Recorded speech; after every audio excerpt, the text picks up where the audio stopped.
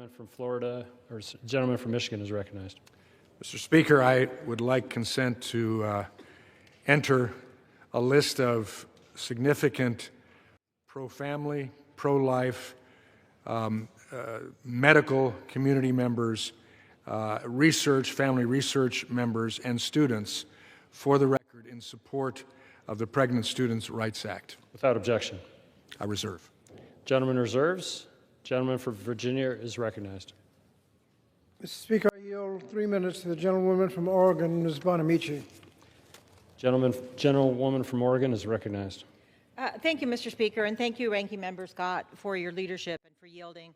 Mr. Speaker, I oppose this bill because, among other reasons, the information that is required, it's incomplete and it's biased. As written, the Pregnant Students' Rights Act is unfairly limited regarding the information it requires colleges to provide to students and the students it chooses to support. It does not include information about comprehensive family planning resources, and it only supports pregnant students who carry a baby to term. Simply put, the bill fails to support any student with a different pregnancy-related outcome. I, like my colleague from Georgia, had a wanted pregnancy. I was past the first trimester when I had an ultrasound, and the doctor said, this is not viable, not a viable pregnancy. So they sent me to the hospital to have a procedure. Now, my colleagues might think that's terrible, but had I been in a post-Dobbs world or state where that wasn't possible, I could have just been made to wait and risk my reproductive health. I went on to have 2 healthy children because I had that procedure. The intent of this bill is clear, Mr. Speaker. It's clear from the text, it's clear from the debate, and it's certainly clear from the timing. It is another attempt to have politicians interfere in the intensely personal decision of when and whether to have a child, a decision that should be made only by the pregnant student, not by members of Congress.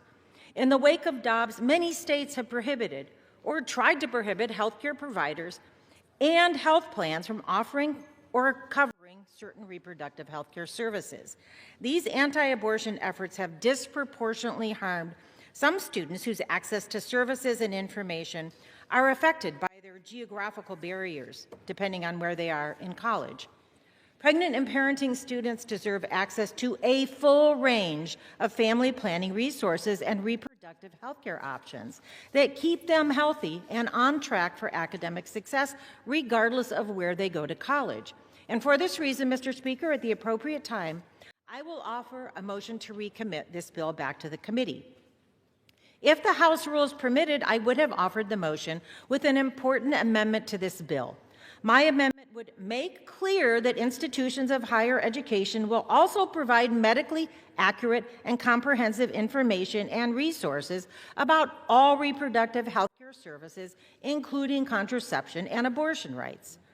The biased anti-choice effort underpinning this bill will make it harder for students to make informed decisions about what is best for them.